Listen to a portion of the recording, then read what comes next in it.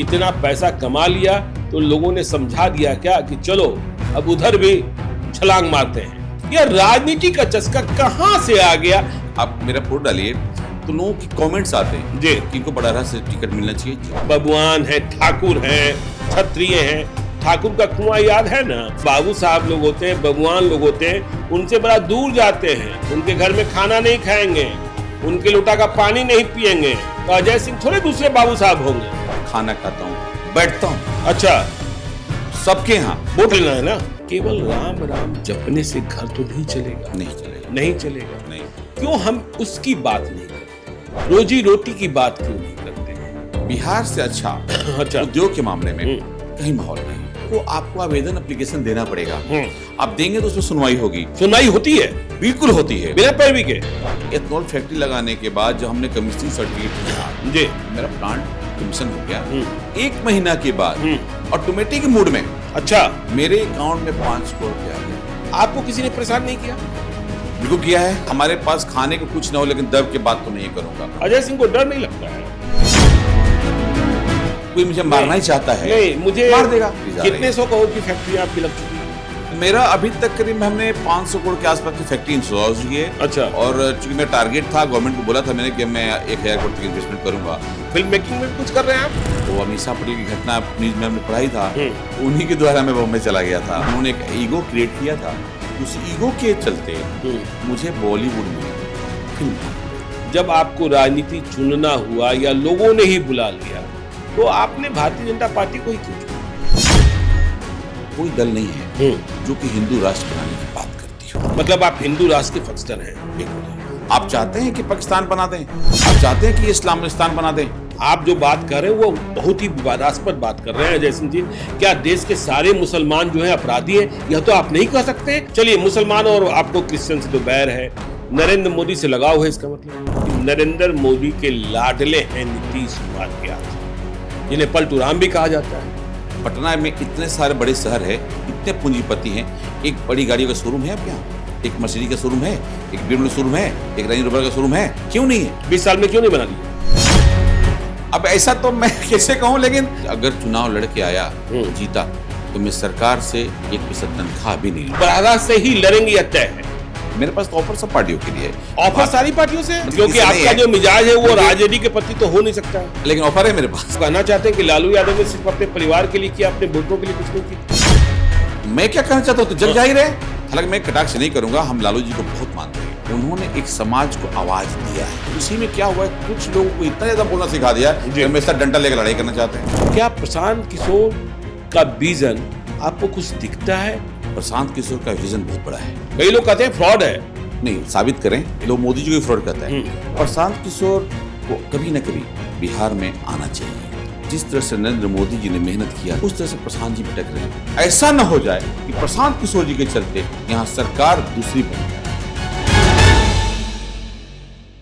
नमस्कार, मेरा नाम ज्ञानेश्वर है और आपने देखना शुरू किया है लाइव सिटीज का पॉडकास्ट। और आज हमारे साथ बहुत ही खास मेहमान हैं। इनका नाम है अजय सिंह। विस्तार से परिचय कराएं इसके पहले अजय सिंह जी को हम जय सिया राम बोलेंगे। मुझे पता है अजय सिंह जी जय श्री राम बोलेंगे। जय श्री राम। तो अजय सिंह जी हैं लाइव सीरीज के स्टूडियो में और हमारी पहचान इनसे तब से है जब मैं दैनिक जागरण रांची का संपादक हुआ करता था और इन्होंने दैनिक जागरण के लिए रिपोर्टिंग शुरू की थी। दैनिक जागरण के स्ट्रिंगर थे, मतलब जितनी खबर भेजते उतना पैसा मिलता। लेकिन आज अजय सिंह का मुकाम बहुत बड़ा हो चुका है। इन्होंने जिंदगी में एक सपना देखा था, बड़ा आदमी बनना है। पत्रकारिता से शुरुआत की। पिताजी पुलिस की सेवा में थे और इसके बाद इन्होंने सरकारी ठेके प्राप्त करने शुरू किए। जब वहां कुछ सफलता मिली तो फिल्म मेकिंग में चले गए और इसके बाद जब बिहार में उद्योग का माहौल बनने लगा, शाहनवाज हुसैन बिहार में उद्योग मंत्री थे। अजय सिंह जी बिहार के भोजपुर के बखोरापुर के रहने वाले हैं, मतलब वीर कुंवर सिंह की धरती से है। तो इन्हें लगा कि पैसा तो हमने दूसरों दूसरों से कमाया, दूसरे प्रदेशों में कमाया, लेकिन बिहार में क्यों न कल कारखाने लगाएं। तो पहला एथेनॉल प्लांट इन्होंने बक्सर में लगाया और आज सफल उद्योगपति हैं। लेकिन आज हमने अजय सिंह जी को इसलिए बुलाया क्योंकि इन्हें अब राजनीति का चस्का लग गया है, चुनाव लड़ना चाह रहे हैं। अब जिनके पास पैसे हो जाते हैं उन्हें चुनाव का भूत सवार हो जाता है। मैंने जय सिया राम कहा था, आपने जय श्री राम कहा अजय सिंह जी, और आपने जय श्री राम का गमछा भी कांधे पर रखा है।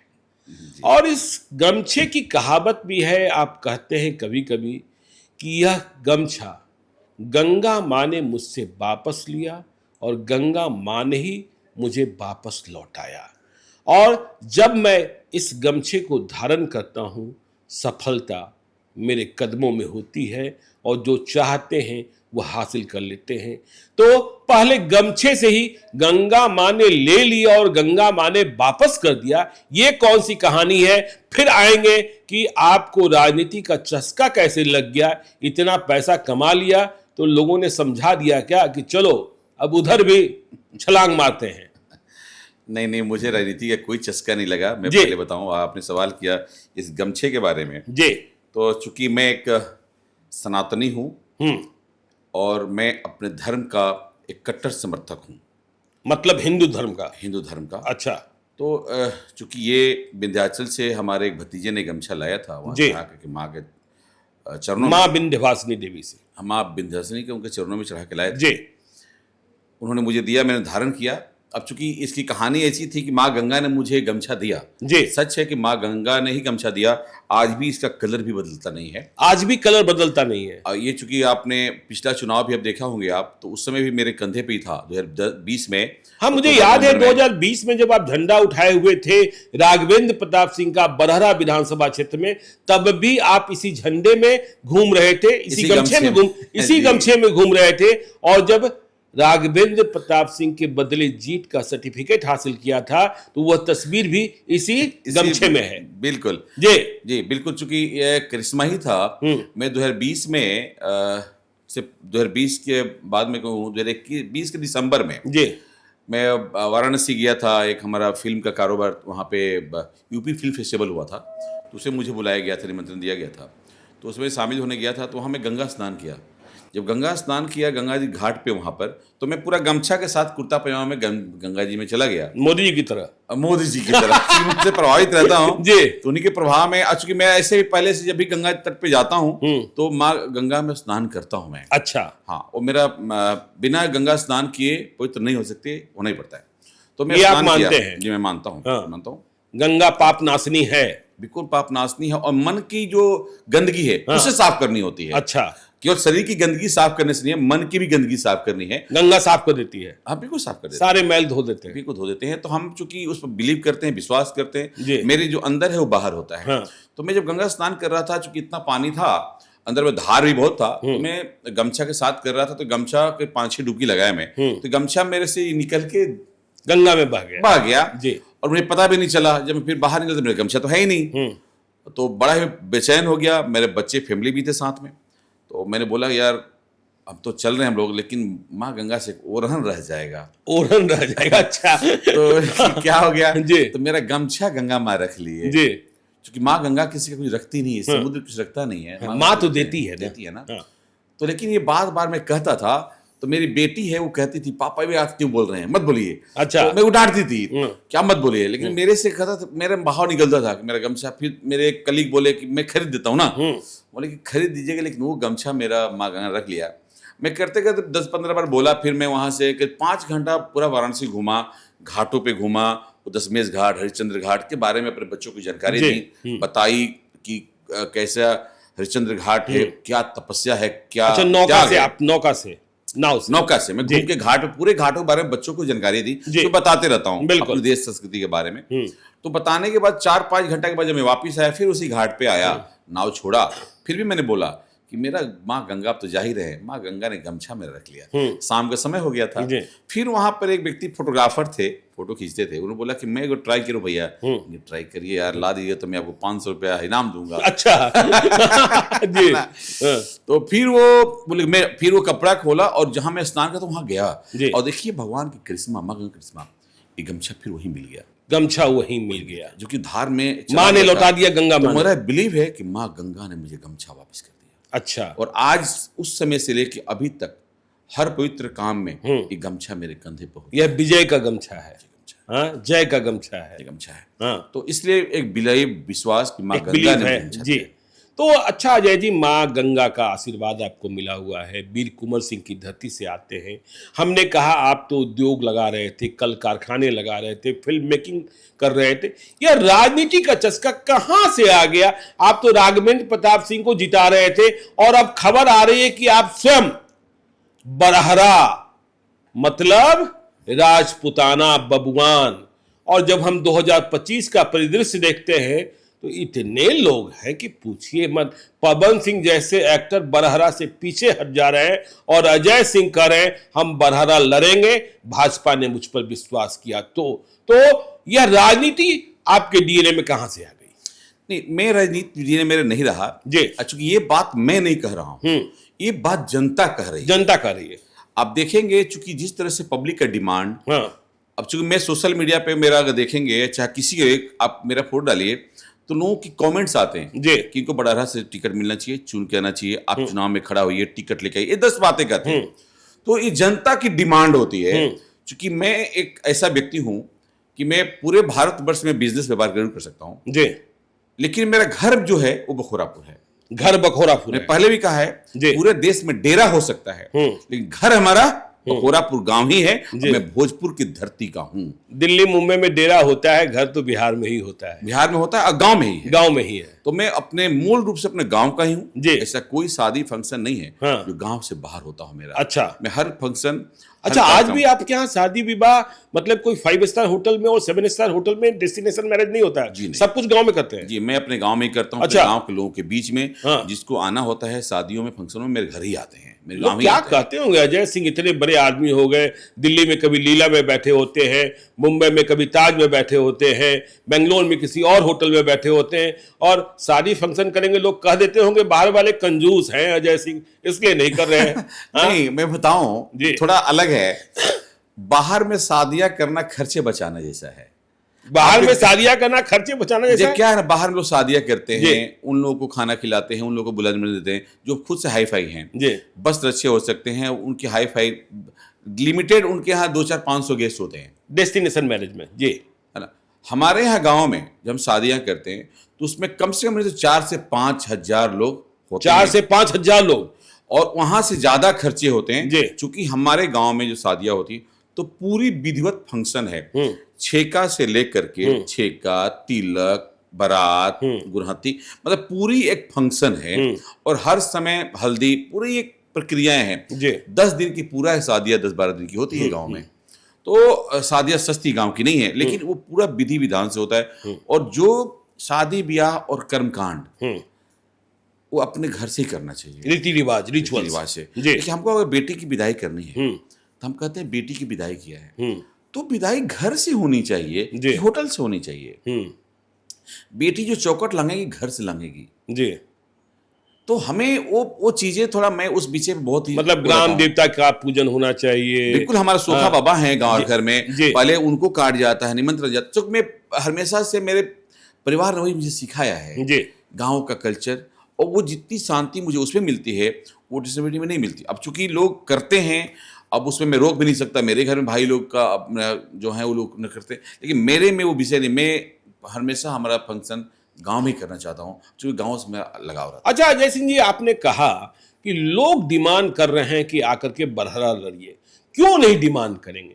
आप 365 दिन लगता है वहीं लगे रहते हैं, आपकी टीम लगी रहती है।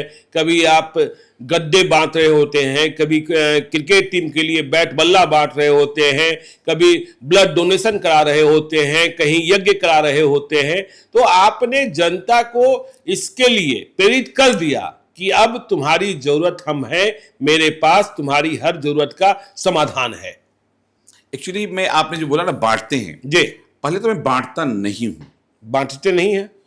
लोग डिमांड करता है। आपके करीबी कहते हैं कि जितना बाहर से कमाते हैं जाकर आराम में बहा देते हैं। क्या होता है कि लोग मुझसे मांगते हैं, डिमांड करते हैं। हाँ। कोई बच्चे, कोई बूढ़े, कोई बुजुर्ग, माताएं, बहनें, कि हमें ये चाहिए, हमें रिक्वायरमेंट है, तो रिक्वायरमेंट के हिसाब से मैं उन्हें देता हूं। अच्छा। बांटना उसे कहते हैं कि मंदिर में बैठे हैं, मैं जाके बांटूं। जो कोई मांगा नहीं है, बांट रहा हूं। तो मैं वैसे नहीं बांटता।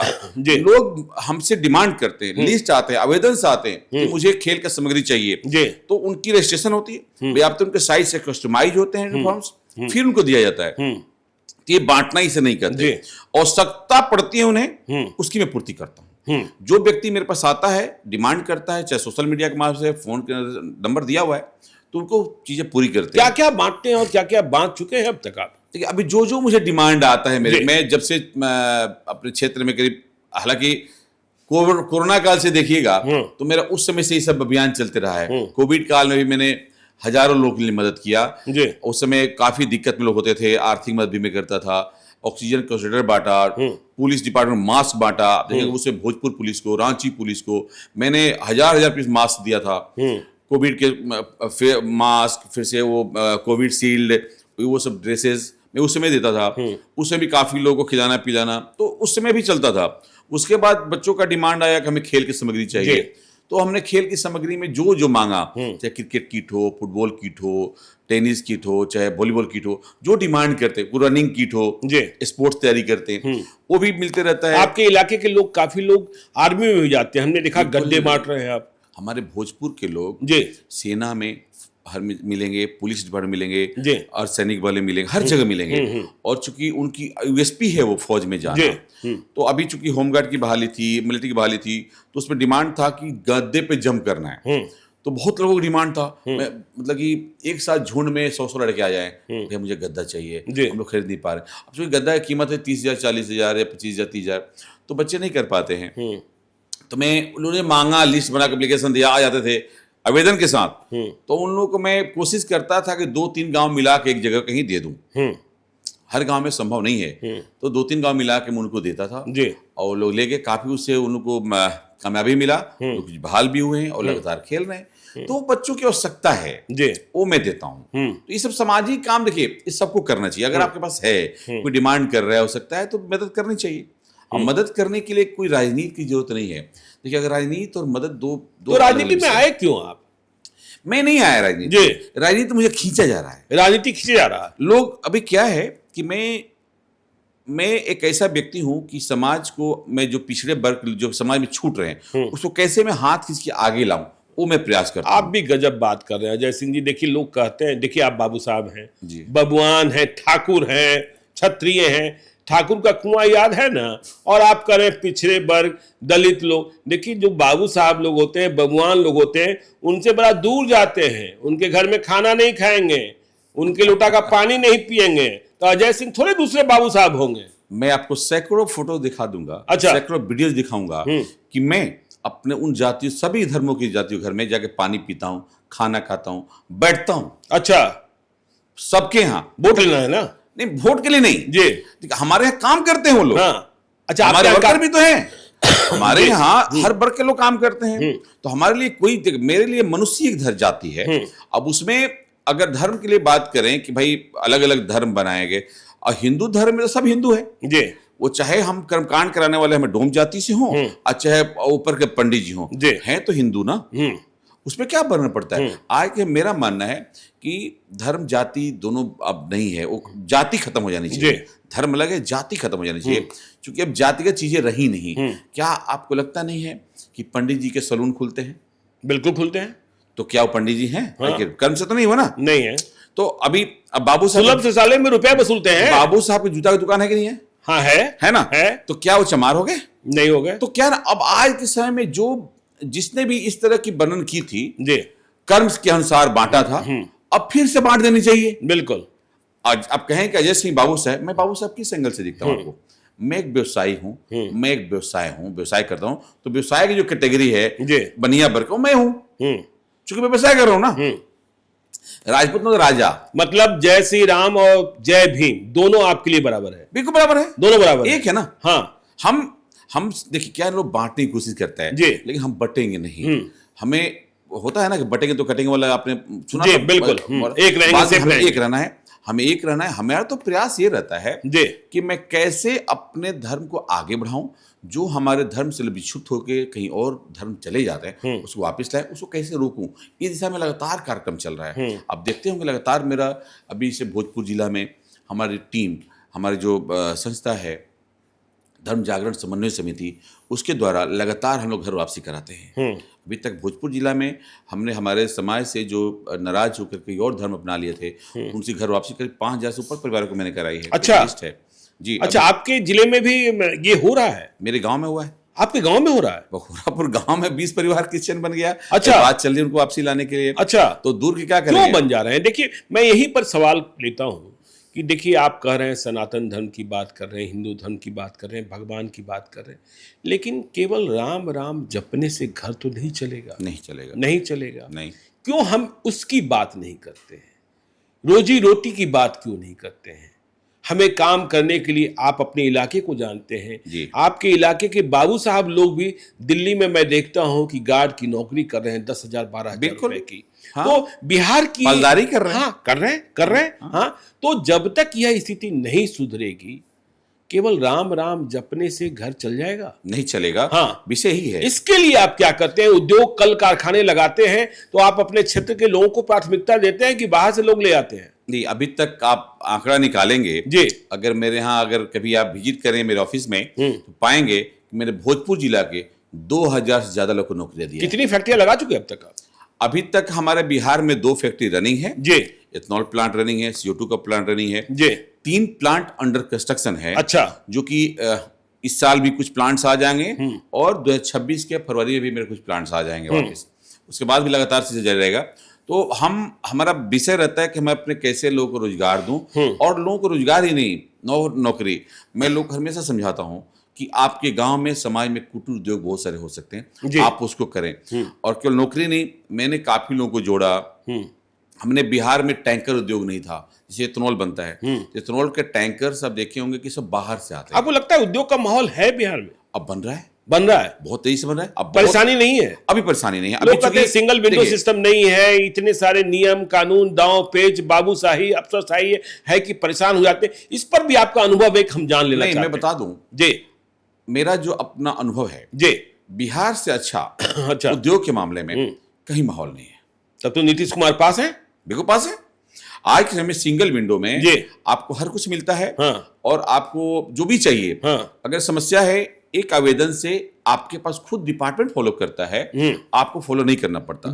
डिपेंड करता है, आप बाहर में गॉसिप ना करें, आप जाकर सिस्टम में गॉसिप करें, सिस्टम आवेदन दें। अच्छा, आवेदन पे चर्चा होती है। लोग क्या है ना कि भ्रमित हैं, हवा में बातें करते हैं। अब उनको घर बैठे कुछ होगा नहीं, आपको कुछ चाहिए, उद्योग करना है, कुछ भी काम करना है, चीजों को आपको आवेदन एप्लीकेशन देना पड़ेगा। आप देंगे तो उस पर सुनवाई होगी। सुनवाई होती है? बिल्कुल होती है, बिना पैरवी के? कोई पैरवी नहीं चाहिए, बिना चढ़ावा के। सिंगल विंडो सिस्टम है। मैं खुद एक उदाहरण हूं जी, उसमें, जैसे कि मैंने इथेनॉल फैक्ट्री लगाया तो बिहार की सब्सिडी सबसे, पॉलिसी सबसे अच्छी है। उसी के पॉलिसी की कॉपी पूरे देश में की गई। जब बना था नीतीश जी के नेतृत्व में, शर्मा जी बनाए थे, चाहे हमारे नीतीश मिश्रा जी भी काम कर रहे हैं। नीतीश मिश्रा भी अच्छा काम कर रहे हैं? बहुत अच्छा काम कर रहे हैं। अच्छा, बहुत अच्छा काम कर रहे हैं और उनका प्रयास बहुत चलता है। और हम लोग को रेगुलर फोन करके खुद पूछते हैं कोई दिक्कत समस्या। अच्छा, वो स्वयं फोन करते हैं? बिल्कुल, खुद फोन करते हैं कि आपको कोई दिक्कत हो, कोई परेशानी, कुछ नया ये चीज आया है, आप कुछ करना चाहेंगे। तो हमेशा हर समय आप देखते हैं, मीटिंग भी करते रहते हैं, फोन भी करते रहते हैं लोग। अच्छा, बहुत एक्टिव रहते हैं। तो हमारी पॉलिसी के तहत जो हम लोगों को, इथेनॉल फैक्ट्री वाले को सब्सिडी के तौर पे था कि 5 करोड़ रुपए आपको कैश सब्सिडी मिलेगा। अच्छा, बिहार सरकार से हमें मिला, प्लस आपको जो बैंक से लोन लेते हैं उसका 50% आपको स्टेट गवर्नमेंट आपको इंटरेस्ट देगी। अच्छा, तो हमें आज तक, जैसे कि मेरा प्लांट चालू हुए 2 साल हो गया, 1.5 साल सब कुछ ठीक चल रहा है? बिल्कुल बहुत अच्छा चल रहा है। अच्छा, और प्लस समझिए कि इथेनॉल फैक्ट्री लगाने के बाद जब हमने कमीशनिंग सर्टिफिकेट दिया जी, कि मेरा प्लांट कमीशन हो गया, उसके 1 महीना के बाद ऑटोमेटिक मोड में, अच्छा, मेरे अकाउंट में 5 करोड़ रुपया आ गया। 5 करोड़ रुपए आ गए। मुझे किसी से पैरवी, फोन, फॉलो भी नहीं करना पड़ा। नहीं करना पड़ा। केवल उनका सिंगल विंडो सिस्टम है जी उस पर सर्टिफिकेट अपलोड हुआ कि हमारा ये प्लांट कमीशन हो गया, जी रनिंग हो गया, सर्टिफिकेट मिलता है सीटीओ का वो सर्टिफिकेट मिल गया तो पैसा ऑटोमेटिक आ गया। और आज भी जो इंटरेस्ट का पैसा हमें पता भी नहीं चलता किस बैंक से आता है, मेरे अकाउंट में आ जाता है, हम लोग किसी को फॉलो अप नहीं करना पड़ता। तो समझिए कि सेंट्रल गवर्नमेंट में डिले होता है, स्टेट में डिले। तो बिहार से अच्छी पॉलिसी कहीं नहीं है। ऐसा तो नहीं है कि आप बिहार के रहने वाले हैं इसलिए आपको लोकल प्रॉब्लम्स नहीं होते हैं, क्योंकि जो बाहर के उद्योगपति हैं उन्हें इस बात का खतरा समाया होता है कि हम बिहार में जाकर कहीं फैक्ट्री लगाएंगे तो लोकल गुंडे मवाली परेशान करेंगे। आपको किसी ने परेशान नहीं किया? बिल्कुल किया है, किया, आपको भी किया। मैं इस बात से इनकार नहीं कर सकता। बिहार एक मिजाज है जी, बिहार एक, मैं कहूंगा एक राज्य नहीं, बिहार एक सोच है। बिहार के लोग के अंदर एक दबंगई होती है, वो छवि है, वो ब्लड में है कि वो दबंगई से बात करते हैं, क्योंकि हमारी भाषा ही ऐसी है, कड़कपन, और मैं थोड़ा दबू नहीं। तो ये हमारे पास खाने को कुछ ना हो लेकिन दब के बात तो नहीं करूंगा। आप देखे होंगे कि यहाँ 5 पैसा के लिए मर्डर होता है। बिल्कुल, हवा भराने गए हैं साइकिल में, 5 पैसा मांग दिया तो मर्डर हो जाएगा। हमको पार्किंग करना है, हम दबंग आदमी, तुमसे 5 रुपए मांग दिया पार्किंग के लिए तो मर्डर हो जाएगा। ऐसे हो जाते हैं क्योंकि ईगो की लड़ाई होती है वहां कि तुमसे मांग दिया। हम सुखी कैसे होंगे इसकी चिंता नहीं है, दूसरा दुखी कैसे हो जाए इसके लिए सब कुछ चिंता कर। लेकिन हमें उसी व्यवस्था को ठीक करना होता है। लेकिन इसी तरह से काम तो होता है, लेकिन जो सरकार की जो चीजें प्रयास कर रही है, बहुत अच्छी सरकार प्रयास कर रही है। हम लोग सीधा उदाहरण है, हम लोग यहाँ पे इंडस्ट्री लगा रहे हैं। और रही बात कि बिहार से बाहर के लोग काफी इंडस्ट्री चला रहे हैं। हमारा इथेनॉल सेक्टर में देखेंगे तो हमारा आरा में ही बिहार की सबसे बड़ी इथेनॉल प्लांट है, बिहार डिस्टिलरी, जो पंजाब के रहने वाले हैं जी। अच्छा, पंजाब से आकर बिहार में लगाया उन्होंने, बिल्कुल लगाए, और बहुत सुखी संपन्न है। हमारे राइस मिल्स बहुत सारे यहाँ के हैं जो दिल्ली के लोग लगाए हैं, यहाँ पर काफी लोग अच्छा काम कर रहे हैं। मतलब जितना मैं जानता हूँ, लेकिन बहुत सारे अदानी के फैक्ट्री लग रहे हैं, बहुत सारी फैक्ट्री लग रही हैं, गोदरेज की फैक्ट्री है यहाँ पर, स्टार्च के प्लांट्स हैं, और अनगिनत तो प्लांट्स लग रहे हैं। अब तो बैक टू बैक बहुत सारे फैक्ट्री जा रही है। कितने 100 करोड़ की फैक्ट्री आपकी लग चुकी है? मेरा अभी तक करीब हमने 500 करोड़ के आसपास की फैक्ट्री इंस्टॉल हो चुकी है। अच्छा। और चूंकि मेरा टारगेट था, गवर्नमेंट को बोला था मैंने कि मैं 1000 करोड़ तक इन्वेस्टमेंट करूंगा, तो और जो फैक्ट्रियां लग रही हैं अभी, इससे फ्लावर मिल लग रहा है एक बीटा में, एक राइस मिल का प्लांट, राइस मिल, बड़ा राइस मिल लग रहा है, ऑटोमेटिक राइस मिल। फिर उसके बाद एक सॉल्वेंट, बिहार का एक पहला प्लांट अच्छा होगा जो कि बिहार में राइस ब्रान ऑयल नहीं बनता। अच्छा, एक प्लांट है जहाँ के सॉल्वेंट बनता है, क्रूड ऑयल बनता है, लेकिन क्रूड ऑयल से आगे प्रोसेस करके एडिबल ऑयल बनाते हैं, राइस ब्रान एडिबल ऑयल। आज देखिए राइस ऑयल बहुत चल रहा है, तो बिहार में प्लांट नहीं है। बिहार में बहुत सारे राइस मिल्स हैं, लेकिन सारे ब्रांड बाहर चले जाते हैं। तो उसके लिए मैं एक फैक्ट्री लगा रहा हूँ जो कि राइस ब्रान ऑयल, वही बड़ा कॉन्सेप्ट है, रिफाइनरी है, उसमें कम से कम 150 करोड़ का प्रोजेक्ट है, मेरा काम चालू है उस पर। कितने आसानी से अजय सिंह जी आप कह गए 1000 करोड़ की फैक्ट्री तो मैं बिहार में लगा रहा हूँ। सोचिए मेरे सीने में क्या आग लगी। क्यों आग लगेगी? आप स्ट्रिंगर थे, आप स्ट्रिंगर थे और आपका सपना भरा था। हम लोग इसी पैसे में आज भी धक्के खा रहे हैं। खैर चलिए, तो आप 1000 करोड़ तो बिहार में ही लगा चुके और बाहर भी काम चल रहा है, फिल्म मेकिंग में भी कुछ कर रहे हैं आप? एक्चुअली मेरी बॉलीवुड में फिल्में 2018 से एक्सीडेंटल में चला गया था। अच्छा। पहले भी चूंकि कुछ घटना ऐसी घट गई थी कि मुझे बॉलीवुड में फिल्म बनानी पड़ गई। अच्छा। और एक एस्टेब्लिशमेंट वहाँ करना पड़ा। वो अमीषा पटेल की घटना न्यूज में हमने पढ़ाई था, तो उन्हीं के द्वारा मैं बॉम्बे चला गया था।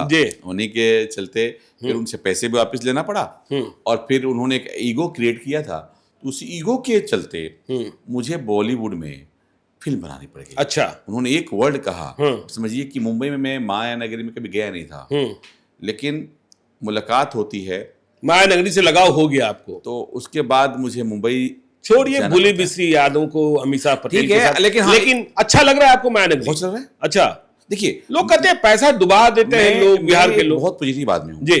अगर आपके कोई रास्ता कठिन हो रहा है जी, तो आप ये ना सोचे कि रास्ता कठिन है, वो कोई नया आयाम बन रहा है। अच्छा। नया कोई रास्ता बन रहा है। आज अमरनाथ जाते हैं आप, रास्ता कठिन होता है, पहुंचते हैं तो आपको तसल्ली होता है, सुकून मिलता है, सुकून मिलता है। मैं वैष्णो देवी जाता हूँ, आप समझिए कि वही चीज है जी। हम कहीं जाते हैं तो स्टार्टिंग में रास्ते ऊबड़ खाबड़ मिलेंगे, कष्ट होगा, कोई फ्रॉड मिलेंगे, 10 मिलेंगे, लेकिन आगे मंजिल अच्छा मिलेगा।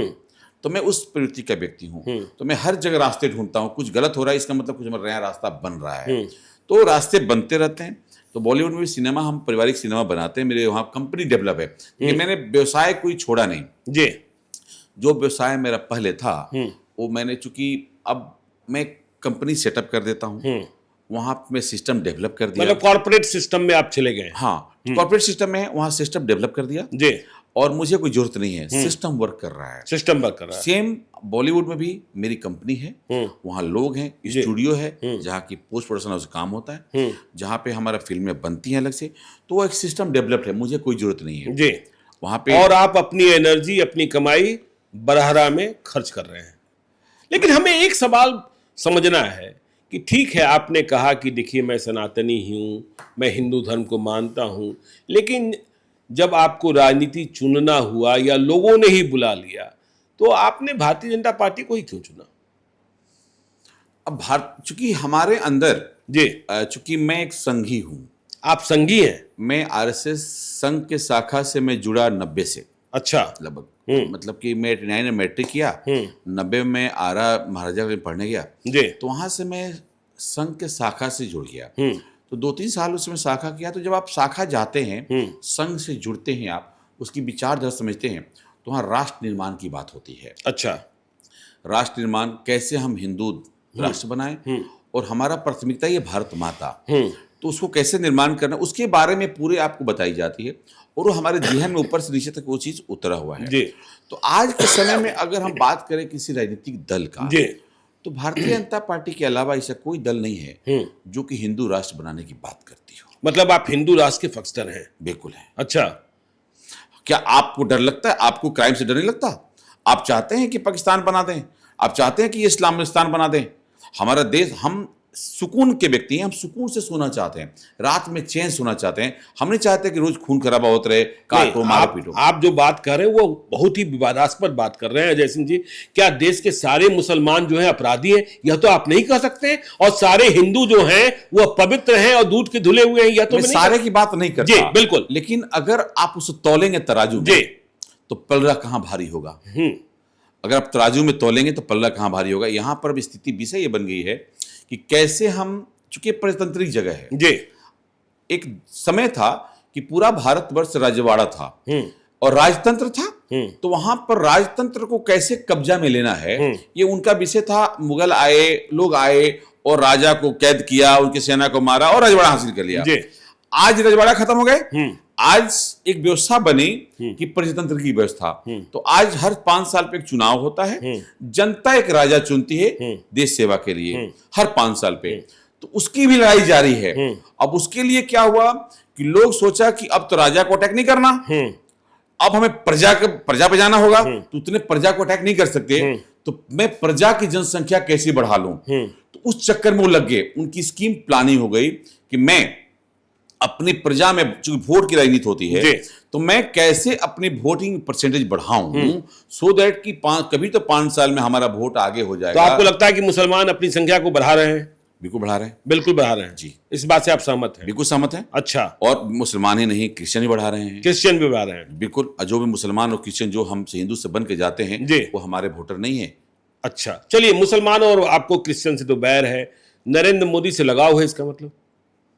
अब हमारे नरेंद्र मोदी जी एक ऐसे व्यक्ति हैं कि जंगलों से निकल करके, घर से निकले, जंगल में भी भिक्षाटन किए, क्या क्या नहीं किए। उनके बारे में पढ़ेंगे आप तो आज प्रधानमंत्री देखे होंगे, उसके पीछे की तपस्या लोगों ने नहीं देखा होगा। उनकी पीछे की तपस्या देखनी चाहिए, सुननी चाहिए, समझनी चाहिए कि कितना तप के उन्होंने, कितने मंदिरों में भटके, चाय भी बेचा।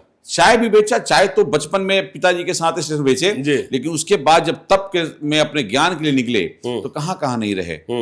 उन्होंने बंगाल में एक मठिया मठ में रहे हैं, आप उन्होंने पूरा हिमालय में अपना जीवन बिताया है। तो वो जीवन के बारे में अगर सोचेंगे कि उनके अंदर कितनी राष्ट्र प्रेम और देशभक्ति भरी हुई है जी। वो आज ये बात कह देने से खत्म नहीं हो जाती कि मोदी चाय से यहाँ आ गए। उन्होंने कितनी परिश्रम की, कितने त्याग किया। राहुल गांधी ने तो कह दिया जब पाकिस्तान से लड़ाई हुई कि नरेंद्र मोदी नहीं, सरेंडर मोदी है।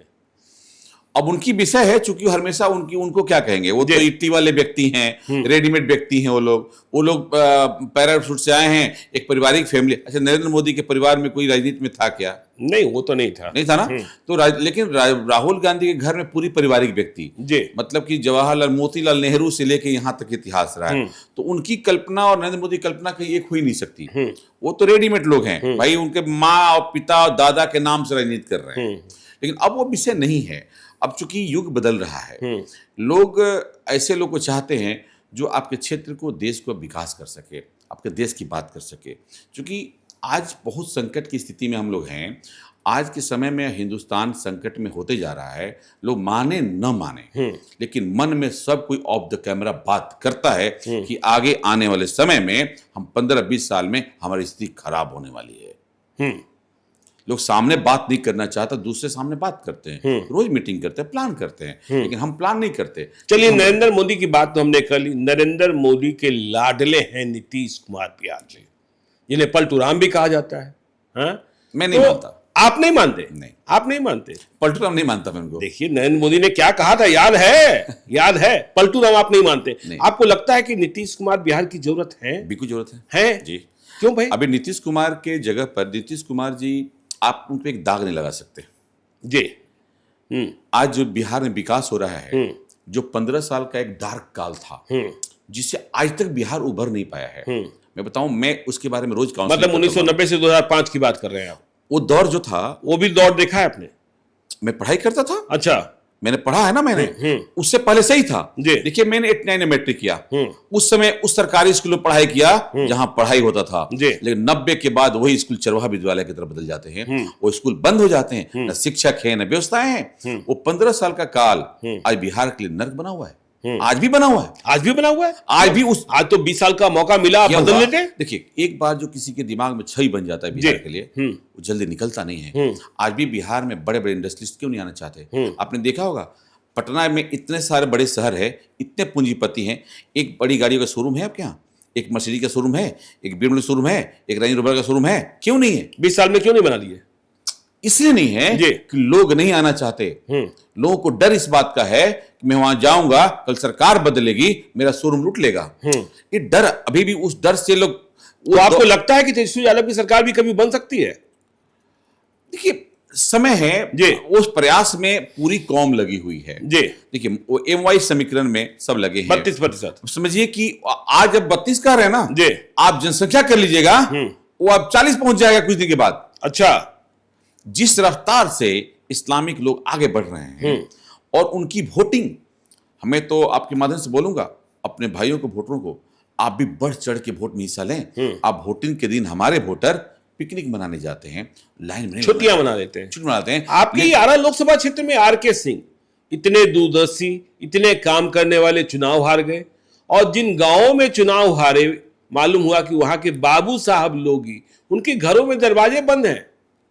जी, बंद है। बंद है? क्यों बंद है भाई? क्या होता है? क्योंकि बिहार में उन्हें नौकरी नहीं मिली, बिहार में अवसर नहीं मिला, इसलिए जाकर दिल्ली में 10,000 की गार्ड की नौकरी करनी पड़ रही है। मैं बाहर नौकरी करने जा रहे हैं, शहरों में आ गए, और चूंकि हम बिहार में लोग में इतनी स्किल है कि पूरे देश बनाते हैं, हम भारत को संवारते हैं। जिस शहर में जाते हैं उस शहर को सौंदर्यीकरण कर देते हैं, तो हम देश बनाते हैं। हम अपना शहर नहीं संवारते हैं, दूसरे का संवारते हैं। वही चूंकि वो समय दौर आ रहा है कि हमें अपना, वही बात, इसी विषय में हम लोग लौटे हैं कि हमें अपने घर को संवारना है। इसीलिए अजय सिंह लौटे क्या, मैं कहीं था ही, लेकिन मेरा विषय बना कि मुझे अपने घर को ठीक करना है, मुझे गांव को ठीक करना है, मुझे क्षेत्र को ठीक करना है, मुझे जिले को ठीक करना है। क्या हमारे बिहार में नाइट लाइफ नहीं हो सकता? हमारी जिंदगियां बदल नहीं सकती? हमारे स्कूल कॉलेज, हमारे व्यवस्था नहीं हो सकता? क्यों बाहर जाएंगे पढ़ने के लिए? तो हमें समन्वय करने की जरूरत है। हम उसी प्रयास में लगे हैं। पहले तो हमें अपने लोगों को निगेटिविटी से न्यूट्रल लाना चाहते हैं कि पॉजिटिव हो, निगेटिव थिंकिंग छोड़ें। अभी हम लोग के माइंड में क्या है, हमारे यहाँ कुछ हो ही नहीं सकता, तो आप तो हमेशा ही रटते रहते हैं। तो पहले ये तो सोचें कि नहीं, हम कर सकते हैं, बिल्कुल कर सकते हैं, बिल्कुल, तो अंदर से भाव बदलेगा। तो हमें पहले निगेटिविटी को छोड़ना होगा। हम ये प्रयास अक्सर करते, लोगों को समझाते रहते हैं, आप ये सोचना बंद कर दीजिए कि क्या हो सकता है। अच्छा, कभी परिकल्पना को किया था कि हमारा आरा से पटना 45 मिनट में आ सकते हैं? आज बताइए, अभी 4 लेन नहीं बना है, बन रहा है, उससे पहले ही 45 मिनट में आ जाता हूं मैं। लेकिन जाम बहुत लगता है। नहीं, जाम तो गाड़ियों की संख्या बढ़ी है, ऐसा भी नहीं है। चूंकि लगन में शादी 15 अभी सड़क निर्माण हो रहा है। अब देख लीजिएगा कि 4 से 5 महीना के बाद यहां से आरा जाने में आधा घंटा लगेगा, बक्सर जाने में 1.5 घंटा लगेगा। चूंकि दूरियां कम हो रही है, ये विकास इसी को तो कहते हैं। आज एयरपोर्ट, आपने देखा एयरपोर्ट का निर्माण, एक दिन में ऐसा कोई निर्माण नहीं होता कि आप रात में सपना देख लीजिएगा, सुबह बन जाएगा। ऐसा काम नहीं है, समय लगता है, टाइम लगता है। आज जो विकास हो रहा है बिहार में, जो ये आज का नहीं, काफ़ी से प्रयास चल रहा है। जो चौड़ी चौड़ी सड़कें देख रहे हैं, जो किसी खेत था, जमीन अधिग्रहण करना, उसको बनाना, प्लानिंग करना, ये बिग जॉब। चलिए अजय सिंह जी, अब देखिए मूल सवाल पर आते हैं। राजनीति तो अब करने लगे हैं आप, राजनीतिक की तरह बातें भी करने लगे हैं। अब आपने बरहरा ही क्यों चुन लिया? 2020 में तो आप राघवेंद्र प्रताप सिंह के साथ थे, उन्हें जीत दिलाने में लगे थे, और अब बरहरा में आपकी तैयारी चल रही है और भाजपा से टिकट की आस भी है। बरहरा ही क्यों? एक्चुअली बड़हरा मेरा घर है जी। बखोरापुर मेरा गांव है, जहां माँ काली का भव्य माँ मंदिर काली का मंदिर जी। है, और मैं वहाँ वहीं से माँ आशीर्वाद काली- ले लिया है क्या? जी, आशीर्वाद लिया। मैं चूंकि वहीं बचपन गुजरा है माँ हाँ। काली के आंगन में, जी। तो मैं वहीं का हूँ। और रही बात बड़हरा से चुनाव लड़ने का, तो राघवेंद्र जी से आज भी मेरी इतनी प्रेम है जितना प्रेम है? था। प्रेम मैं है? तो देखिए, प्रेम दो तरह का होता है। हाँ। मैं प्रेम करता हूँ, जी। वो करें ना करें, मैं प्रेम करता हूँ। मैं आज भी उनको गर्जीवन मानता हूँ। उन्होंने प्रेम करना बंद कर दिया? अब ऐसा तो मैं कैसे कहूँ, लेकिन अभी हम गर्जीवन है। अभी हम सोशल मीडिया पर आप दोनों का बात देख रहे थे। लेकिन मेरा भी आप देखे होंगे आप जी। उसमें जी। मैंने कितने अच्छे से बात समझाया था, चूंकि वो मेरे गर्जीवन है। आपको तो छुट भैया कह दिए। अब कह सकते हैं ना, जी। उनका अधिकार है, हाँ। कह सकते हैं। जी। वो भी कभी शुभैया होंगे। अच्छा। दौर बदलता है। जी, जी। हर 5 साल में चुनाव होता है, चीजें होते रहती हैं, तो बहुत बड़ा से नहीं है। हाँ, तो फिर बरहरा से ही लड़ेंगे, यह तय है। अगर मुझे चुनाव लड़ने का मौका मिला तो बड़हरा से लड़ूंगा, क्योंकि हाँ। मेरे घर को ठीक करना है। जी। देखिए, शहरों का क्षेत्र बहुत आसान होता है चुनाव लड़ने के लिए। इस शहर तो गांवों से थोड़ा डेवलप है। मुझे काम करने में मजा आता है। मैं बहुत मेहनत करना चाहता हूँ, और मैं दिमाग से बहुत मेरे होता है कि मैं काम करने वाला व्यक्ति हूँ।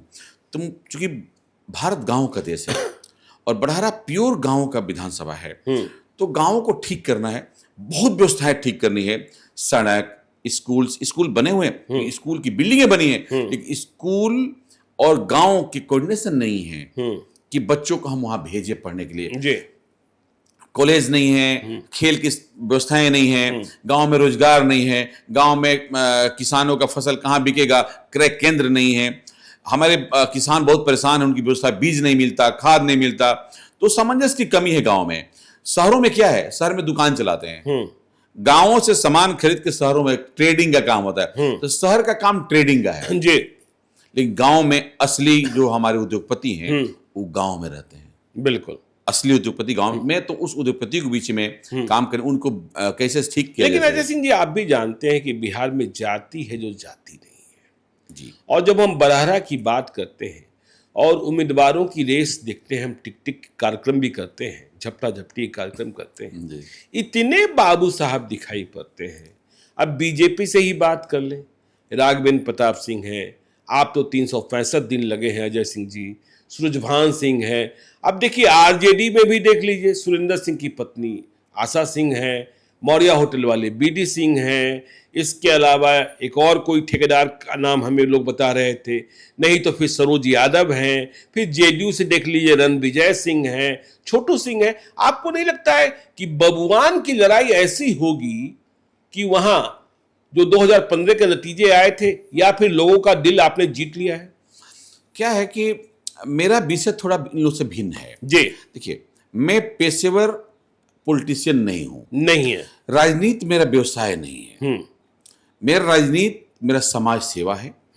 मैं समाज सेवा के भाव से रहता हूँ। देने आए हैं, लेने नहीं आए हैं। बिल्कुल, मैं देता ही हूँ, जी। मुझे लेने का हक भी नहीं है, ले भी नहीं सकता। मैं आज भी बताऊंगा कि मैं अगर चुनाव लड़के आया, जीता, तो मैं सरकार से 1% तनख्वाह भी नहीं लूंगा। सरकार से तनख्वाह नहीं लेंगे? बिल्कुल नहीं लूंगा। अच्छा। मुझे वो मिलेगा, वो समाज कल्याण में ही जाना है। अच्छा, विधायक फंड का कमीशन लेंगे ना? बिल्कुल नहीं। नहीं। क्यों लेंगे? लेते हैं लोग, जो हमारे पास कमी नहीं, लेते हैं लोग, उनका व्यवसाय है वो। जी। मैं बताया ना कि जिनका राजनीतिक व्यवसाय है, उनका व्यवसाय नहीं।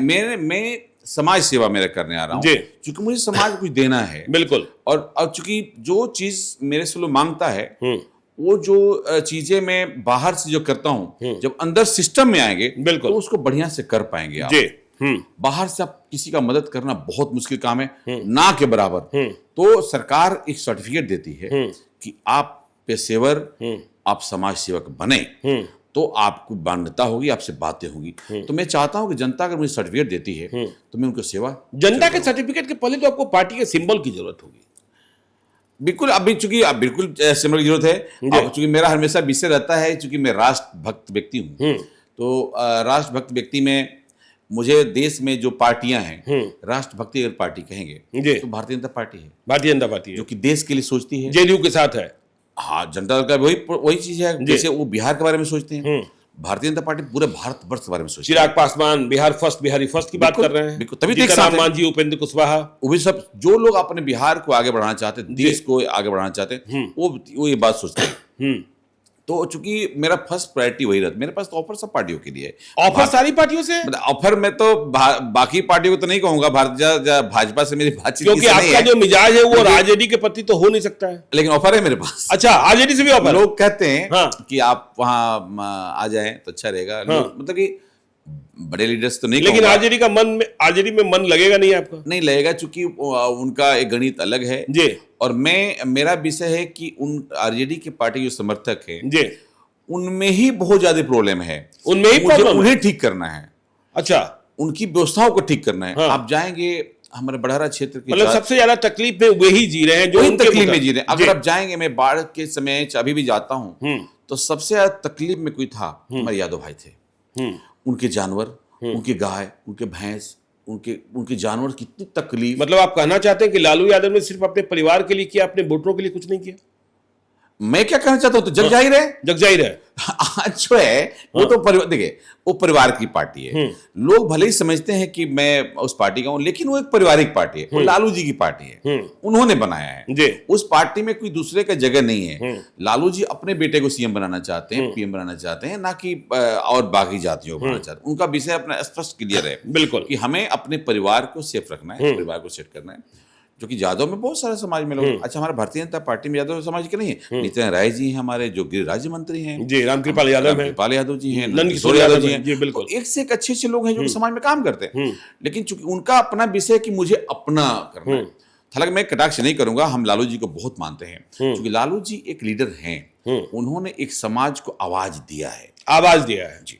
इस बात को मानता हूं, अपने समाज को आवाज दिया, बोलना सिखाया और समाज में आगे करना सिखाया। लेकिन उसी में क्या हुआ है, कुछ लोगों को इतना ज्यादा बोलना सिखा दिया कि हमेशा डंडा लेकर लड़ाई करना चाहते हैं।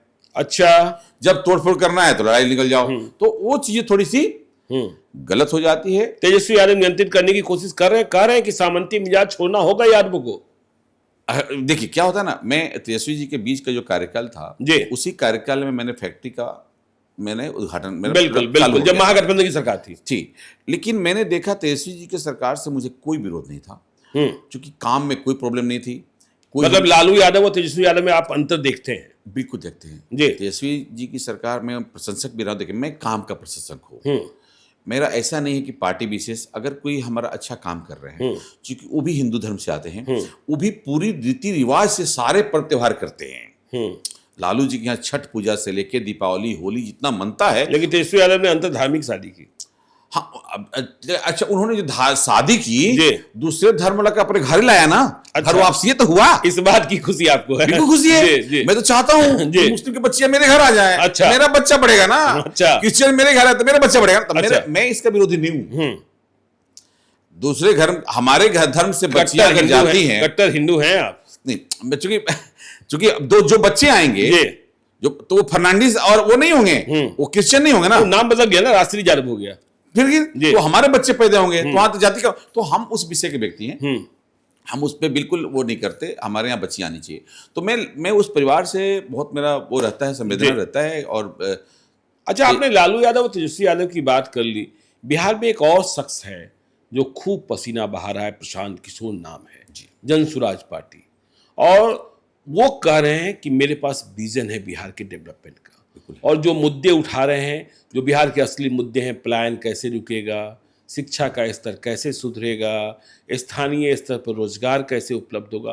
क्या प्रशांत किशोर का विजन आपको कुछ दिखता है, या प्रशांत किशोर हवा हवाई है? नहीं, प्रशांत किशोर का विजन बहुत बड़ा है। विजन बड़ा है, और मैं एक बात कहूं, कई लोग कहते हैं फ्रॉड है। नहीं, साबित करें जी, कहने वाले। हाँ, ये कहने की बातें हो गई, फ्रॉड है किसी भी कह सकते हैं। लोग मोदी जी को फ्रॉड कहता है, वो कहने से बातें नहीं होती, आपको साबित करना पड़ेगा।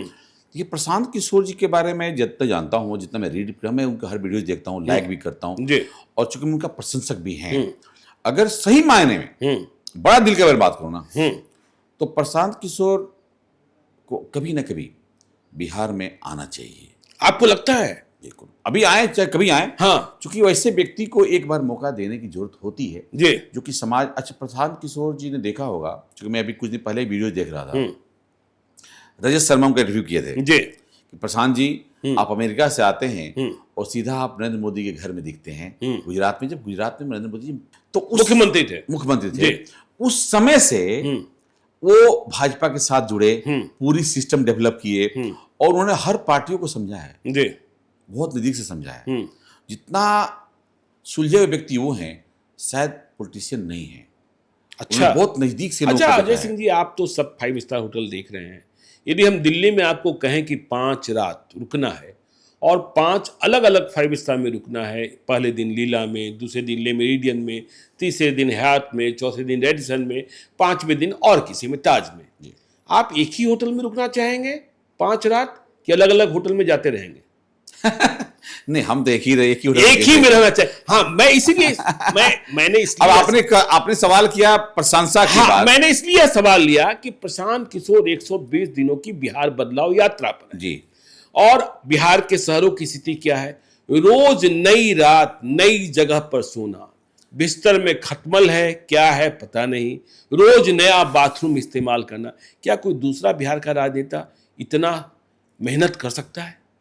मैं देखता हूं प्रशांत किशोर जी को, जिस तरह से नरेंद्र मोदी जी ने मेहनत किया जी, देश बनाने के लिए, जिस तरह से गांव गांव भटके थे और उस तरह से प्रशांत जी भटक रहे हैं और प्रयास कर रहे हैं कि लोग कैसे समझाएं। जी, वो आज भी किसको समझाना चाहते हैं? वो जो अनपढ़ लोग हैं, जी, जो पढ़े लिखे वर्ग हैं, उनकी बात समझता है। लेकिन चूंकि होता क्या है, जनरली हमारे बिहार में एक जातिगत जो चीजें हैं वो बहुत बड़े मुद्दे हैं। बिल्कुल, मैंने कहा ना जाति जाति नहीं है, जिसके चलते प्रशांत किशोर जी जी। करना चाहते हैं, लेकिन अगर जातिगत मुद्दे हट पाए तभी समझ पाए लोग। जी।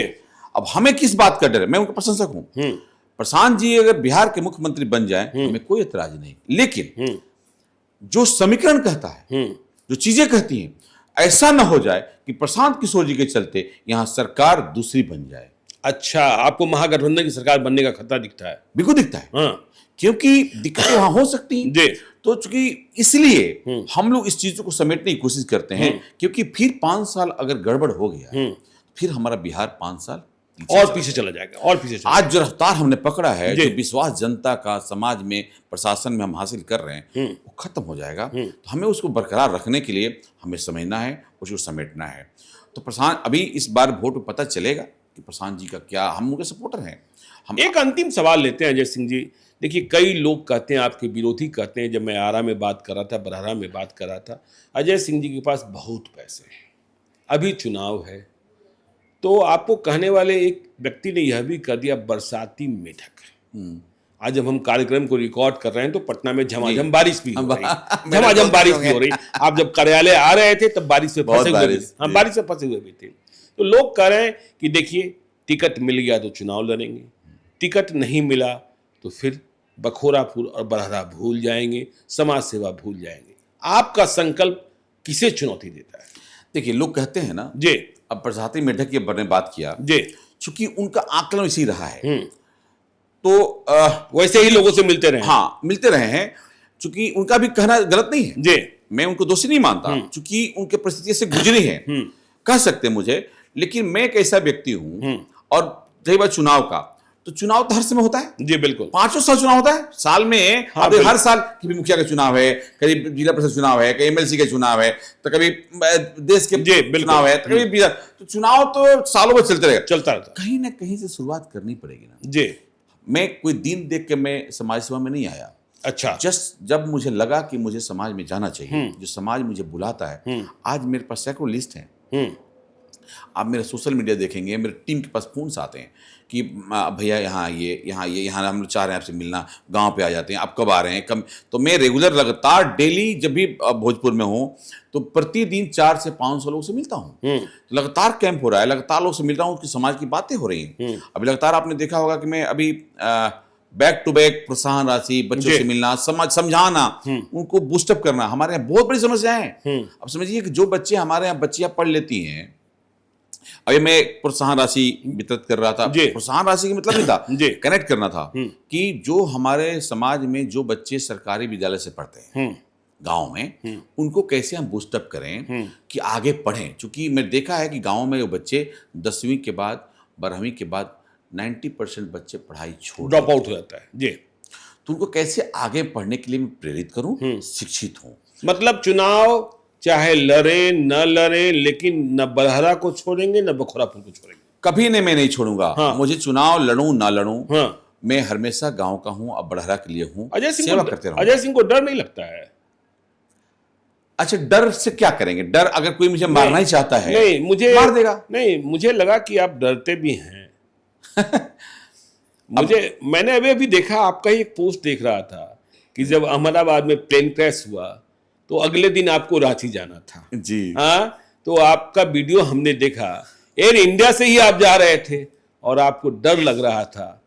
भगवान, शायद आप हनुमान चालीसा का पाठ भी कर रहे होंगे कि मुझे सही सलामत पहुंचा देना, क्योंकि बेटे का जन्मदिन भी था, उसे विश भी करना था। अब चूंकि एक ऐसी चीज, देखिए डर किसे नहीं लगता जी। आज एक सामने चींटी हो, आप इसे पैर मारिए चींटी भागेगी, जी, है ना? बिल्कुल। तो डर सबको लगता है। जब एक घटना घट गई और इतनी बड़ी घटना कि जहाज उड़ना चाहता है, उड़ नहीं पा रहा, अब क्या साजिश है, क्या फेलियर है, तो डर तो लगती है ना। अब मैं इस पे क्रैश करूंगा, सरकार पे, व्यवस्थाओं पे। आज देखिए, आप एयर इंडिया चलना बंद कर दिया? नहीं, नॉट एयर इंडिया, मैं सारे एयर कंपनियों की बात करना चाहूंगा, एयरलाइंस की, सारे एयरलाइंस की। आप भी फ्लाइट चलते हैं, हम भी चलते हैं, और हम अपने आप को सुरक्षित समझते हैं। सबसे सुरक्षित ट्रांसपोर्ट वही था, एयरलाइंस मानते थे। आज डर लग रहा है, लगातार हो रहा है क्रैश है। रीजन इसके पीछे इतनी फास्ट मूविंग हो रही है, बिल्कुल फ्लाइट आ रही है, 45 मिनट उड़ा देते हैं जी।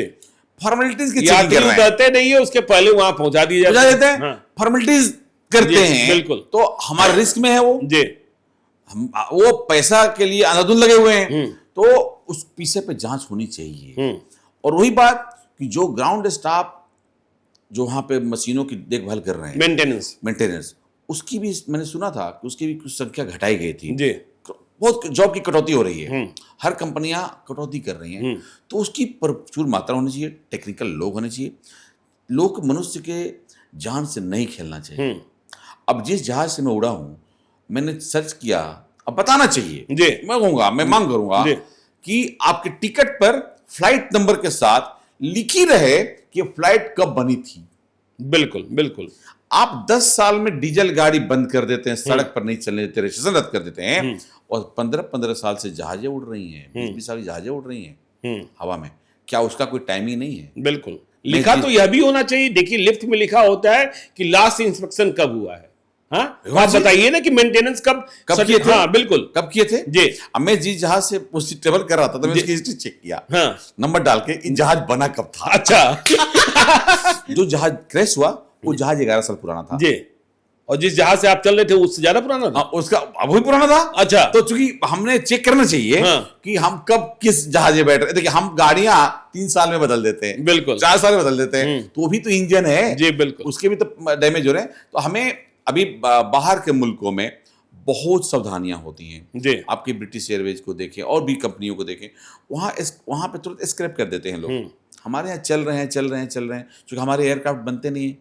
एयरक्राफ्ट तो बाहर से आ रहे हैं ना, लोग बाहर से अभी मान लीजिए मैंने एयर कंपनी खोली। चलिए इस पॉडकास्ट को यही समाप्त करते हैं जय सिंह जी, और इस भरोसे के साथ कि 2025 के दिसंबर में भी आप दिखाई पड़ेंगे, चुनाव लड़कर भी और नहीं लड़े तब भी। बिल्कुल। और बिहार की जनता, खासकर बड़हरा और बखोरापुर की जनता की सेवा आप करते रहेंगे। और जय सनातन, जय श्री राम। मैं तो जय सिया राम बोलने वाला हूं, तो फिर से आखिर में जय सिया राम। बिल्कुल जय श्री राम बोलूंगा। और जो है सभी लोग खुश रहें और खुशी रहें, पॉजिटिव रहें, हंसते रहें, मुस्कुराते रहें और भारत माता की जय बोलते रहें। चलिए, हंसते रहें, मुस्कुराते रहें। इसी के साथ आज का पॉडकास्ट हम खत्म करते हैं। आप देखते रहिए लाइव सिटीज को। यदि अब तक आपने हमारे यूट्यूब चैनल लाइव सिटी को सब्सक्राइब नहीं किया है तो जरूर कर लीजिएगा, और यदि इस वीडियो को आप फेसबुक पेज के माध्यम से देखें तो पेज को लाइक कीजिएगा। हैंडल एक्स पर भी हमें फॉलो कीजिए। धन्यवाद।